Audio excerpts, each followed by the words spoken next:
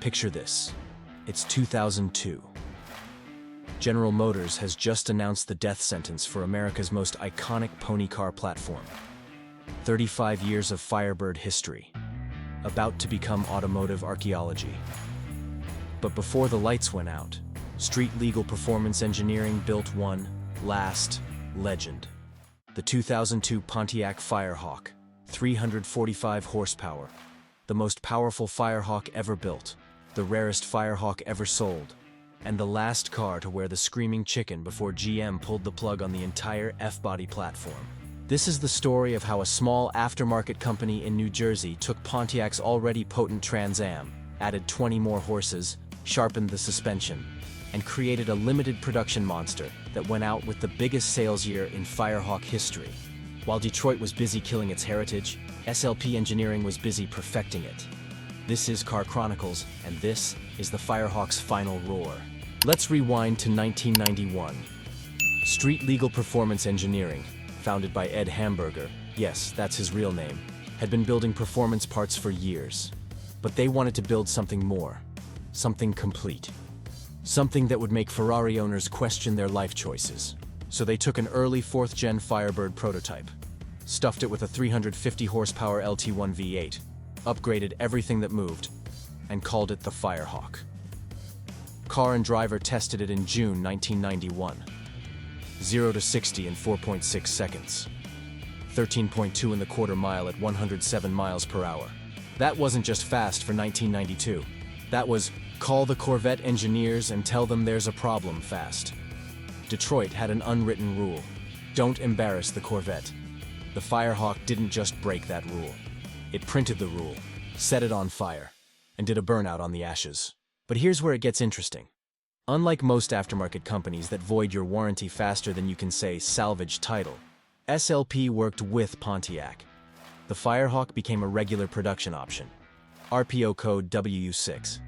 You could walk into a Pontiac dealer, check a box on the order form, and drive home with a factory-warranted street weapon. Let that marinate for a second.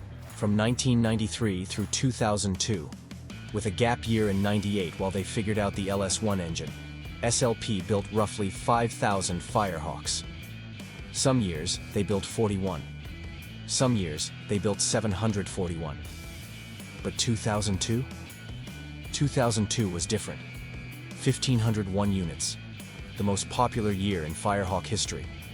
And this wasn't some desperate, please buy our dying car, fire sale. This was a victory lap. GM had announced the F-body's execution. Enthusiasts knew this was the last chance. And they showed up, checkbooks ready.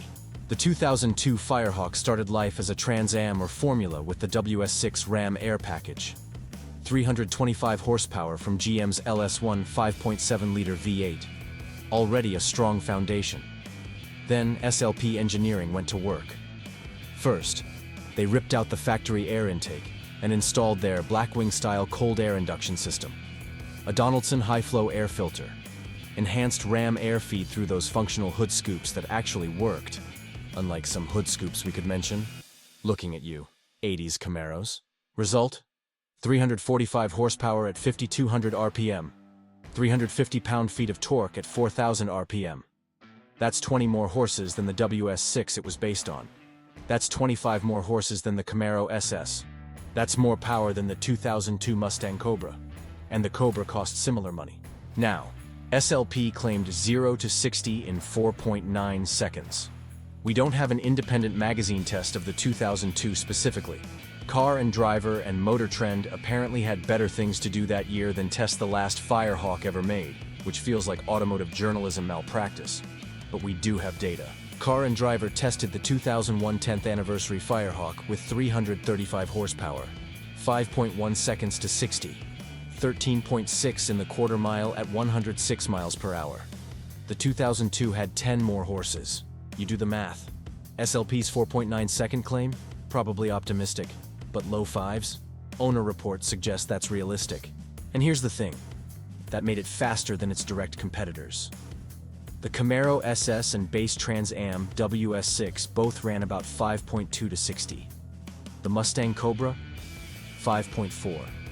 The Firehawk was quicker to 60 than all of them. while being roughly 10 times rarer than the WS6 it was based on. Roughly 10 times rarer. Hold that thought. But SLP didn't stop at the engine. They knew the WS6 already had decent bones, Bilstein shocks, progressive springs, a competent chassis. So they made it sharper. They installed a 1.25-inch front sway bar, 25% thicker than the WS6's 1-inch bar.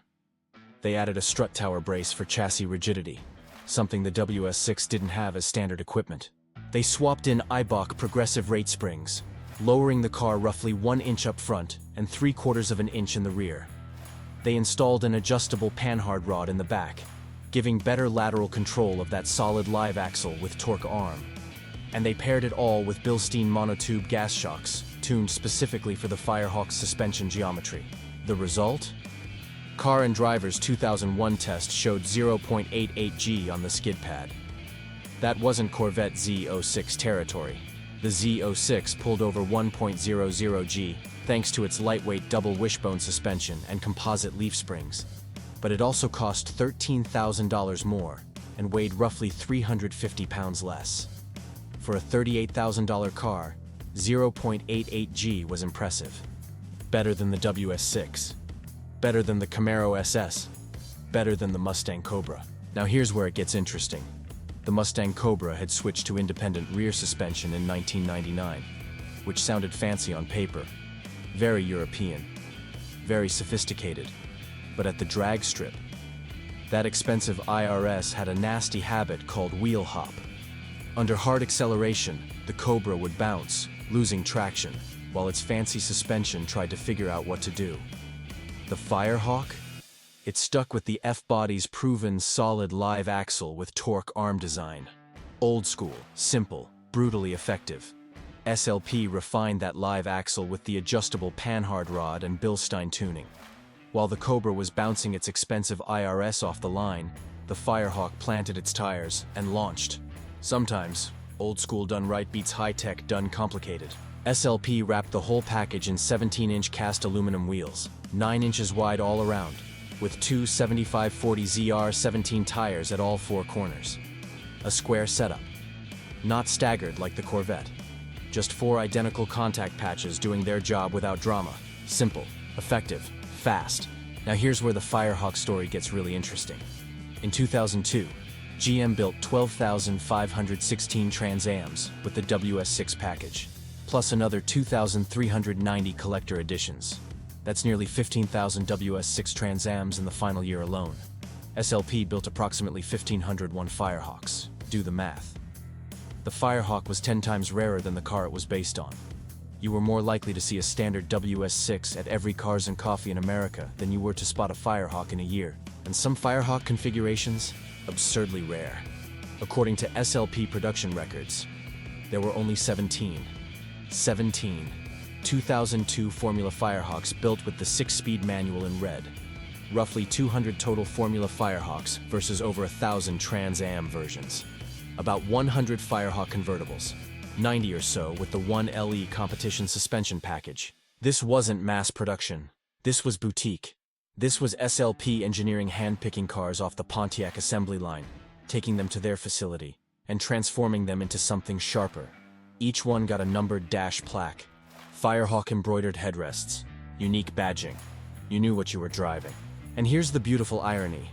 While the automotive press was busy writing obituaries for the F-body platform, while everyone was lamenting the death of American performance, the Firehawk posted its best sales year ever. 1,500 enthusiasts said, "We know this is the end, and we want one before they're gone forever." That's not failure.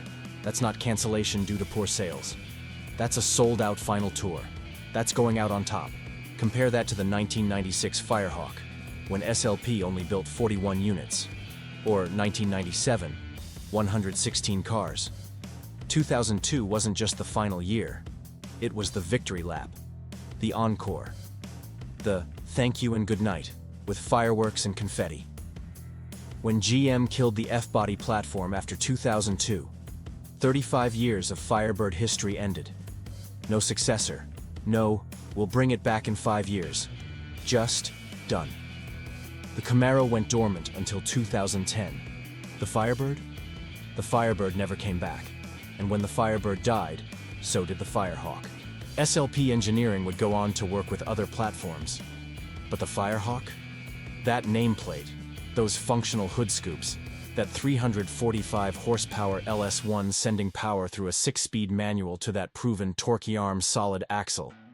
That was the end of the line. So here's what you need to know about the 2002 Pontiac SLP Firehawk.